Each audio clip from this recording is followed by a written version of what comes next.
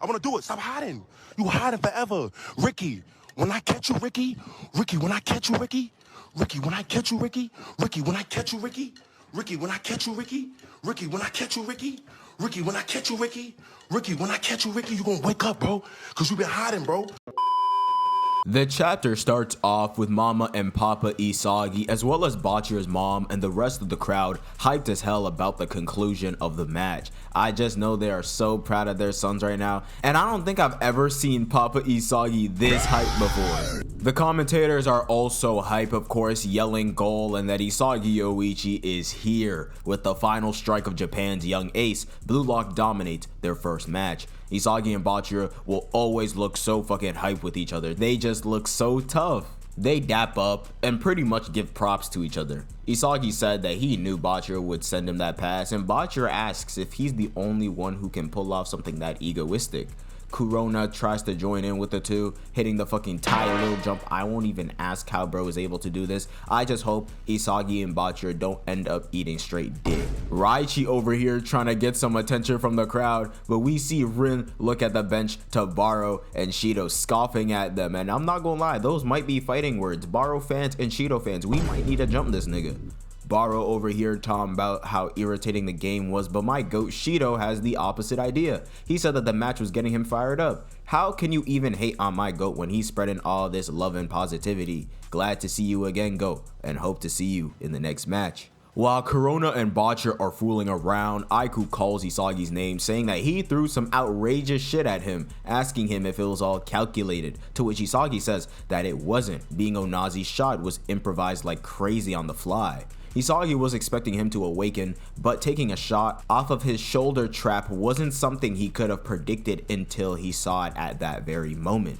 Aiku praises Isagi, in his head of course, because feeding into Isagi's ego is one dangerous game I don't know if many do want to play, but he says that his thought process and intuition have gotten way faster than before, and above all else, he devoured Ego's plan with absolute self-curiosity. Isagi thanks Aiku as he was able to try out that experiment due to him being there.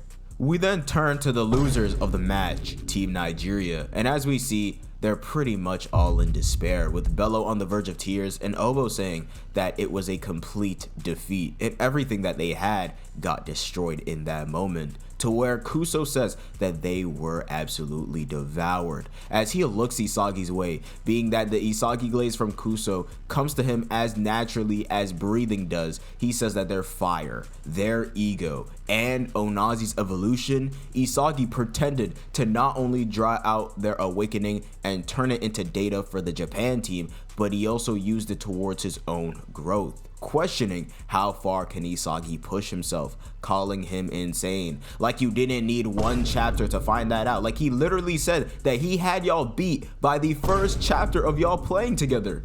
Kuso then, with a serious ass look on his face like he was about to rock Isagi shit, says that he is the worst kind of football tool. Noahsxz comes in and agrees with Kuso, saying that Isagi is the worst, being that in the small world that they lived in, he's the worst kind of egoist. But Noahsxz continues on, saying that, and yet, he was the one who shattered their small world, calling Isagi the greatest footballer. What is this glaze? And peep the side eye he's giving them right now. Like, he can hear your ass. I wasn't trolling when I said once you feed into this nigga's ego, you are cooked. Noahsxz then thanks him and being glad that he got to meet him here. Isagi asks Noahsxz if it became a good memory for him, to where he responds, saying that it's not something that ends up as just some memory, with a grin on his face, telling Isagi that he'll surpass him one day, reaching out his fist, telling him to wait for him in the future, to where Isagi gives him a fist bump, telling Noahsxz that this is the ambition / curiosity that he should be constantly seeking, sparking up a potential rivalry between them, saying they should meet again. And look at Kuso, why does he look more sad than he did just a page ago? We then see my GOAT, the one and only Michael Kaiser, back since the NES. And we see that he's been watching Japan's game. And bro got them Calvin Klein boxers on, you know, the calm shit when you're home by yourself. But slow your roll, my goat. You cleared like 10 cans of cola. This ain't good for you, gang. This is bad PR for real. Cause Kanashiro really named the whole chapter after you crushing these shits. Like, damn. Can't ever trust Kanashiro's chapter titles, bruh. And hold up. Is that your first football? I'm glad to see that you kept it close to you, my goat. We then hear the announcers talking about Japan's comeback victory and how they're off to an excellent start. And Kaiser over here telling Isagi not to laugh like he's Speed. He then says that the game was so shitty that he can't even stomach his cola. And please do not tell me that you've been drinking them crushed and not crushing the cans after you finish the drink. Oh my goodness, Kaiser, we got some work to do, my boy. We then see Sae right after yawning, saying that Japan should have scored 8-0, saying that Japan makes him want to puke. Yeah, there's really levels to this great shit. Cause what do you mean that we were already complaining about Isagi wanting to score the 4th goal, but this nigga talking about 8? This nigga is crazy. But nigga, what is up with that cut, bro? I'm not gonna hold you. This shit is dead trash. I can't lie. I don't know if I can fuck with it. We then see Isagi getting that post-game interview, and we cut to Bunny Iglesias, and goddamn, this boy got scars on his whole damn body. I already know that backstory's finna be legendary. Bunny recognizes Isagi from the restaurant in Barcelona, realizing that Isagi is from that side too.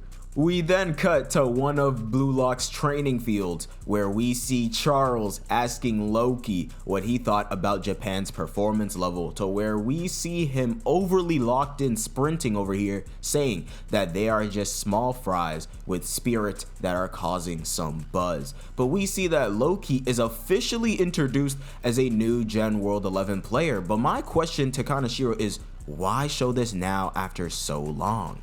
I don't know. I feel like Kanashiro's up to something, but at the end of the day, this nigga could be trolling me.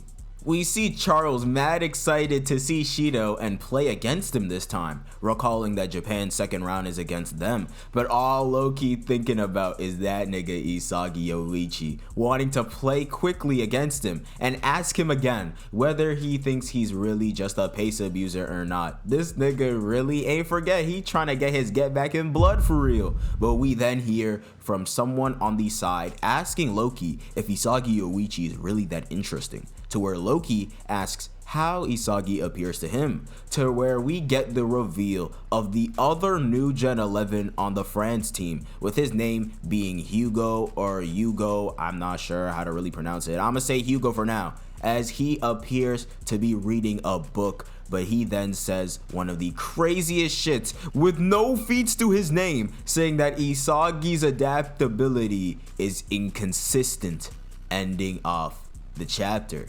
This chapter was honestly crazy, seeing the start of the rivalry between Noahsxz and Isagi being planted, all the new Gen 11 players that we know, plus Loki and Hugo now, who all have negative reactions to Japan winning the match, still seeing them as ass, which is kind of crazy. I'm not gonna lie. Sae talking about some 8-0 sweep actually widened my eyes, and Hugo talking about some Isagi's adaptability is too inconsistent. Like, what does that even mean? I'm already seeing this guy get hate because he just showed up calling out Isagi. But man, personally, I've been waiting for a character that can rival Isagi in adaptability and intellect. I honestly thought we were gonna get that with Charles, but it's all good. Also, I don't get why people are acting like Loki is 10 times stronger now after being introduced as a new Gen World 11. Like, we already knew that it was weird that he was 18, but no new gen title, and being relative to players like Noah to some degree, but we already knew he was a cut above the rest generally. Basically, what I'm trying to say is that it's good that we got the confirmation and all, but it didn't really change anything skill-wise. Next chapter is titled Birdcage, but I am never giving out my chapter title predictions to Kanashiro's weird ass clickbait titles, bruh. But yeah, if you guys did enjoy this chapter review, then please leave a like, subscribe to the channel if you are new, and comment down below your thoughts on the chapter and your predictions on the next one. Make sure to also go follow the socials like the Instagram and the Twitter, and be sure to join the Discord to be a part of the community. All links are in the description down below. And without further ado, I hope you guys have a great day, and see ya.